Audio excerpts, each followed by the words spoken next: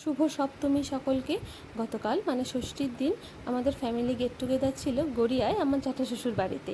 তাই সকাল সকাল তেমন কোনো কাজ ছিল না, নিজে সুন্দর করে রেডি হয়ে নিয়েছি, মেয়েকেও রেডি করে বেরিয়ে পড়েছি গড়িয়ার উদ্দেশ্যে।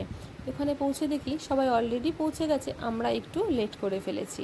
তারপর রান্নাঘরে গিয়ে দেখি আমার যা মানে কৌশিকী রান্নাবান্না প্রায় শেষ করে ফেলেছে। আমি বললাম একটু হেল্প লাগবে, ও বললো না তুমি ওপরে যাও, সবাই মজা করছে, ওখানে যাও, আমি আসছি।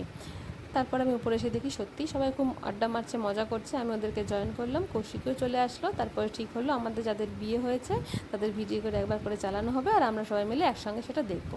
তারপর আমাদের ভিডিওটা যখন চালানো হলো, দেখো আমার মেয়ে কত মন দিয়ে মা আর বাবার বিয়ের ভিডিও দেখছিল। ভিডিও দেখে আমরা চলে এসেছিলাম লাঞ্চ করতে। কৌশিক খুব সুন্দর করে সাজিয়ে আমাদেরকে পাত পেরে খেতে দিয়েছিল। আমরা সবাই মিলে একসঙ্গে বসে মজা করে খাচ্ছিলাম। খাবারটাও কিন্তু দুর্দান্ত টেস্টি বানিয়েছিল ও। খাওয়া দাওয়া শেষে চলে এসেছিলাম ছাদে, একটু ঘোরাঘুরি করছিলাম, আড্ডা মারছিলাম। এরকম না, মাঝে মাঝে যদি একটুখানি ফ্যামিলির লোকজন একসাথে হওয়া যায় বা একটুখানি সময় কাটানো যায় তাহলে কিন্তু খুব ভালো লাগে, আর নিজেদের বন্ডগুলোও না খুব সুন্দর স্ট্রং হয়। এই যে সবাইকে আইসক্রিম বেড়ে দিলাম, আমি আর আমার আরেক যা দিব্যানি, সবাই আমরা আইসক্রিম খাচ্ছিলাম। এই যে কৌশিকী ছিল, ও ছিল আজকের হোস্ট, ও আর ওর হাজব্যান্ড ওই যে আইসক্রিম আর বাটির হাতে নিয়ে আসছে ও।